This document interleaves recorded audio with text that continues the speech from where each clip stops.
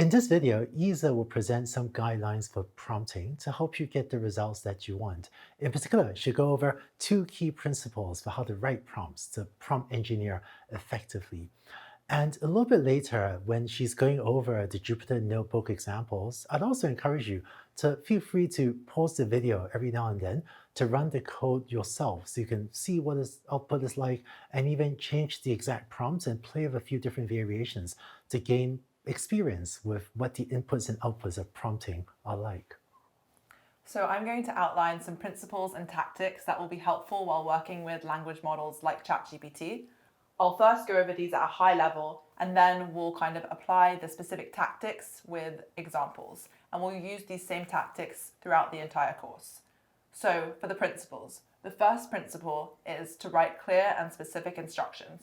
And the second principle is to give the model time to think. Before we get started, we need to do a little bit of setup. Throughout the course, we'll use the OpenAI Python library to access the OpenAI API.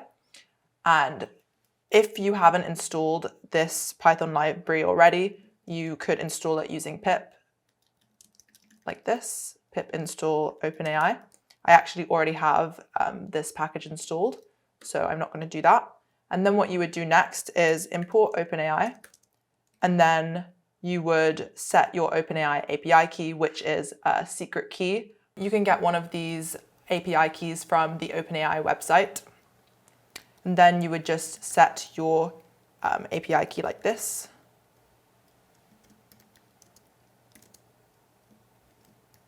And then whatever your API key is.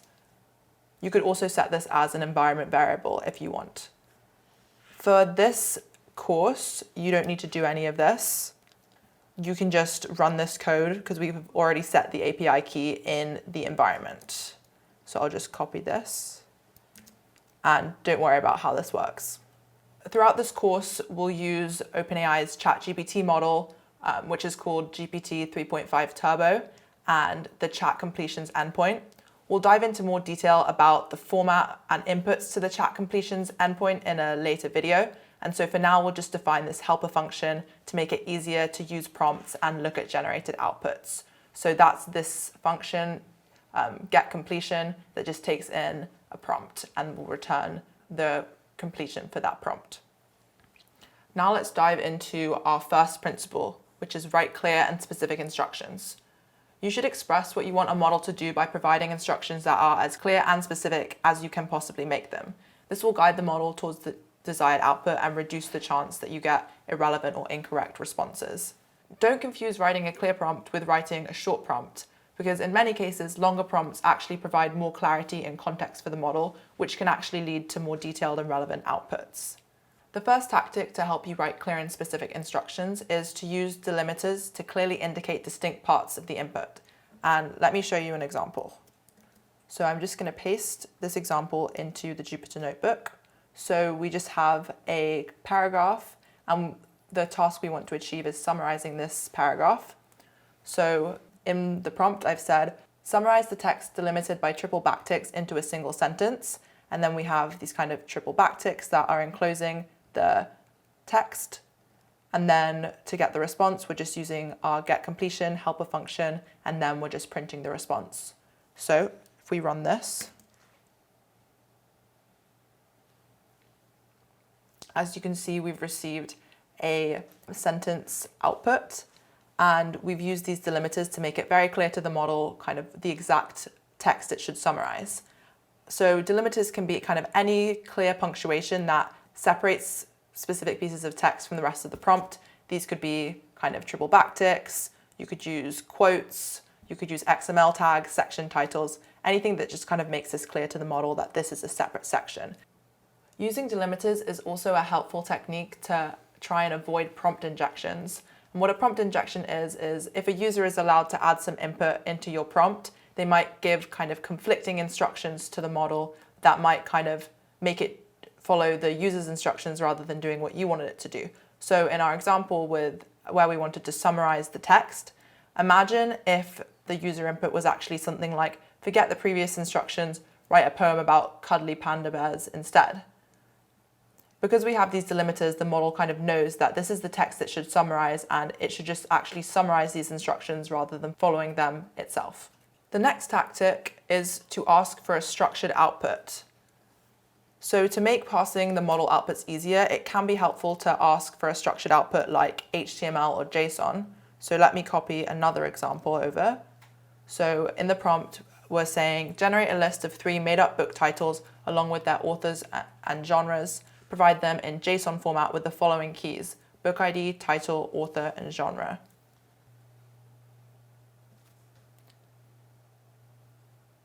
As you can see, we have 3 fictitious book titles formatted in this nice JSON structured output. And the thing that's nice about this is you could actually just, in Python, read this into a dictionary or into a list. The next tactic is to ask the model to check whether conditions are satisfied. So if the task makes assumptions that aren't necessarily satisfied, then we can tell the model to check these assumptions first, and then if they're not satisfied, indicate this and kind of stop short of a full task completion attempt. You might also consider potential edge cases and how the model should handle them to avoid unexpected errors or results. So now I will copy over a paragraph, and this is just a paragraph describing the steps to make a cup of tea.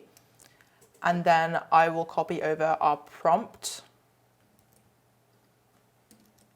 And so the prompt is, you'll be provided with text delimited by triple quotes. If it contains a sequence of instructions, rewrite those instructions in the following format, and then just the steps written out. If the text does not contain a sequence of instructions, then simply write no steps provided. So if we run this cell, you can see that the model was able to extract the instructions from the text. So now I'm going to try this same prompt with a different paragraph. So this paragraph is just describing a sunny day. It doesn't have any instructions in it. So if we take the same prompt we used earlier and instead run it on this text, the model will try and extract the instructions. If it doesn't find any, we're going to ask it to just say no steps provided. So let's run this. And the model determined that there were no instructions in the second paragraph. So our final tactic for this principle is what we call few-shot prompting. And this is just providing examples of successful executions of the task you want performed before asking the model to do the actual task you want it to do. So let me show you an example. So in this prompt, we're telling the model that its task is to answer in a consistent style. And so we have this example of a kind of conversation between a child and a grandparent. And so the kind of child says, teach me about patience. The grandparent responds with these kind of metaphors. And so since we've kind of told the model to answer in a consistent tone, now we've said, teach me about resilience. And since the model kind of has this few-shot example, it will respond in a similar tone to this next instruction. And so resilience is like a tree that bends with the wind but never breaks, and so on. So those are our 4 tactics for our first principle, which is to give the model clear and specific instructions. Our second principle is to give the model time to think. If a model is making reasoning errors by rushing to an incorrect conclusion, you should try reframing the query to request a chain or series of relevant reasoning before the model provides its final answer. Another way to think about this is that if you give a model a task that's too complex for it to do in a short amount of time or in a small number of words, it may make up a guess which is likely to be incorrect. And this would happen for a person too. If you ask someone to complete a complex math question without time to work out the answer first, they would also likely make a mistake. So in these situations, you can instruct the model to think longer about a problem, which means it's spending more computational effort on the task. So now we'll go over some tactics for the second principle. We'll do some examples as well. Our first tactic is to specify the steps required to complete a task. So first, let me copy over a paragraph. And in this paragraph, we just have a description of the story of Jack and Jill. Okay, now I'll copy over a prompt. So in this prompt, the instructions are perform the following actions. First, summarize the following text delimited by triple backticks with one sentence. Second, translate the summary into French. Third, list each name in the French summary. And fourth, output a JSON object that contains the following keys: French summary and num names. And then we want it to separate the answers with line breaks. And so we add the text, which is just this paragraph. So if we run this, so as you can see, we have the summarized text, then we have the French translation, and then we have the names. Oh, that's funny. It gave the names title in French. And then we have the JSON that we requested.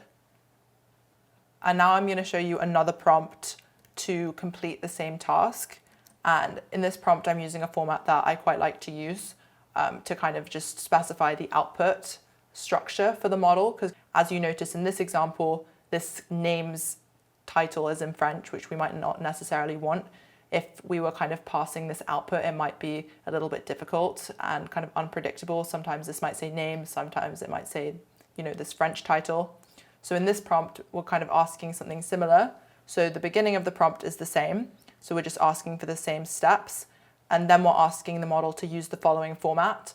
And so we've kind of just specified the exact format. So text, summary, translation, names, and output JSON. And then we start by just saying the text to summarize, or we can even just say text. And then this is the same text as before. So let's run this. So as you can see, this is the completion, and the model has used the format that we asked for. So we already gave it the text, and then it's given us the summary, the translation, the names, and the output JSON. And so this is sometimes nice because it's going to be easier to pass this with code, because it kind of has a more standardized format that you can kind of predict. And also notice that in this case, we've used angled brackets as the delimiter instead of triple backticks. You can kind of choose any delimiters that make sense to you and that makes sense to the model. Our next tactic is to instruct the model to work out its own solution before rushing to a conclusion. And again, sometimes we get better results when we kind of explicitly instruct the models to reason out its own solution before coming to a conclusion. And this is kind of the same idea that we were discussing about giving the model time to actually work things out before just kind of saying if an answer is correct or not, in the same way that a person would. So in this prompt, we're asking the model to determine if the student's solution is correct or not. So we have this math question first, and then we have the student's solution. And the student's solution is actually incorrect because they've kind of calculated the maintenance cost to be 100,000 plus 100x, but actually this should be 10x because it's only $10 per square foot, where x is the kind of size of the installation in square feet as they've defined it. So this should actually be 360x plus 100,000, not 450x. So if we run this cell, the model says the student's solution is correct. And if you just read through the student's solution, I actually just calculated this incorrectly myself, having read through this response, because it kind of looks like it's correct. If you just read this line is correct. And so the model just kind of has agreed with the student because it just kind of skim read it in the same way that I just did. And so we can fix this by instructing the model to work out its own solution first and then compare its solution to the student's solution. So let me show you a prompt to do that. And this prompt is a lot longer. So what we have in this prompt was telling the model, your task is to determine if the student's solution is correct or not. To solve the problem, do the following. First, work out your own solution to the problem. Then compare your solution to the student's solution and evaluate if the student's solution is correct or not. Don't decide if the student's solution is correct until you have done the problem yourself. Or being really clear, make sure you do the problem yourself. And so we've kind of used the same trick to use the following format. So the format will be the question, the student's solution, the actual solution, and then whether the solution agrees, yes or no, and then the student grade, correct or incorrect. And so we have the same question and the same solution as above. So now if we run this cell,